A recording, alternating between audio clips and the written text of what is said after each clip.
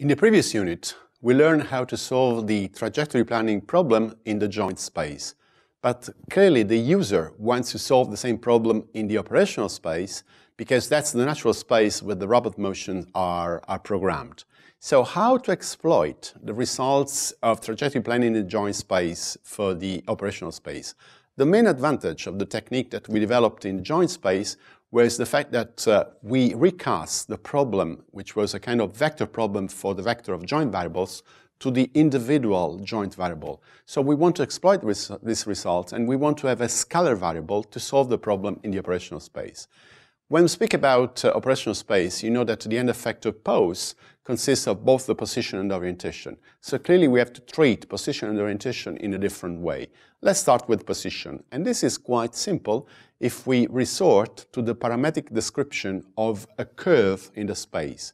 So if we consider the general point along the curve, for that point we can express the current position as a function of one scalar variable, and this is known in geometry as the path coordinate. So in every point we can express the tangent vector to the curve, then we can describe the normal vector to the curve, which is the derivative of the position vector, which is normalized by the norm of the vector, because we want to have a unit vector. And those vectors, the tangent normal, they identify the so-called osculating plane. And then to complete the frame, we have a binormal vector, which is the cross product vector, the cross product between the two previous vectors. So once we do this, we can describe any kind of path motion. So we will be considering two types of motion: the segment, the line, and the circle. For the segment, it's quite trivial. We can express the position of the end effector as the initial position plus the path coordinates divided by the norm of the total strokes multiplied by pf minus pi. And once we do this, the velocity is simply the time derivative of the path coordinate multiplied by the tangent vector, and so is the case for the acceleration with the product of the second time derivative of the path coordinate times the tangent vector.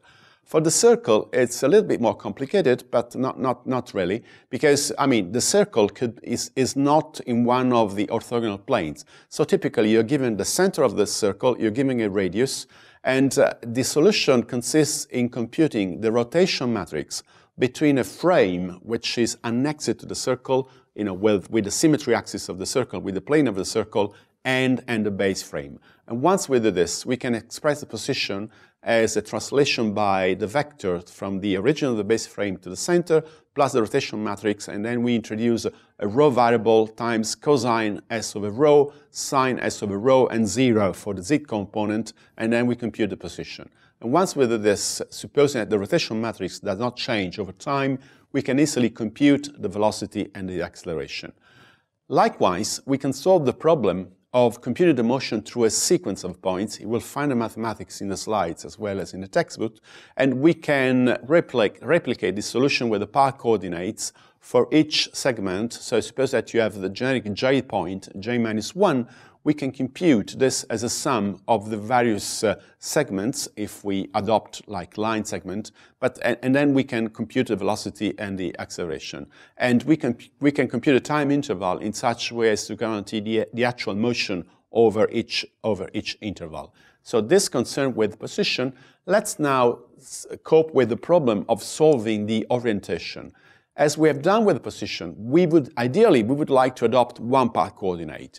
So we may think about adopting the same technique as we did for the position vector is for the vector of the Euler angles. So we can do the same kind of interpolation to interpolate from phi I to phi f, if phi I and phi f are the triplets of Euler angles which are extracted from the initial rotation matrix Ri and the final rotation matrix Rf. This is fine, but you don't understand what kind of motion is going to happen because, I mean, the user has a sort of inherent, intrinsic difficulty to visualize the actual motion through the Euler angles. So other than using the Euler angles, we can use the angle axis description. In which way? You're given the initial orientation Ri and the final orientation Rf. What we can do, we can compute the mutual rotation matrix Rif as the products of Ri transpose times Rf. In this way, we become independent of the orientation of the two frames with respect to the base frame. Once we have this rotation matrix, we can easily extract with the inverse solution the angle and the unit vector. Then the trick is to keep the unit vector constant, and this angle gives the total motion of theta from 0 to theta f. So once we do this, we can express the rotation matrix as a function of time when referred to the initial frame. So at time 0 is the identity matrix. At times tf, this is to be equivalent to RIF. And then we can compute the actual time law in terms of this. This theta becomes a sort of path coordinate, and we can interpolate from theta 0 to theta f using any of the previous techniques that we adopted for solving the problem in the joint space. The advantage of adopting this solution over the Euler angles is that the angular velocity is simply the product of the time derivative of this angle times this unit vector, which, remember, is kept constant, and the angular acceleration is a theta double dot, is the second time derivative of these path coordinates times the unit vector. And to compute the actual angular velocity and acceleration with respect to the base frame, we just have to refer those quantities back to the base frame, and this consists in pre-multiplying those quantities by the matrix R0I.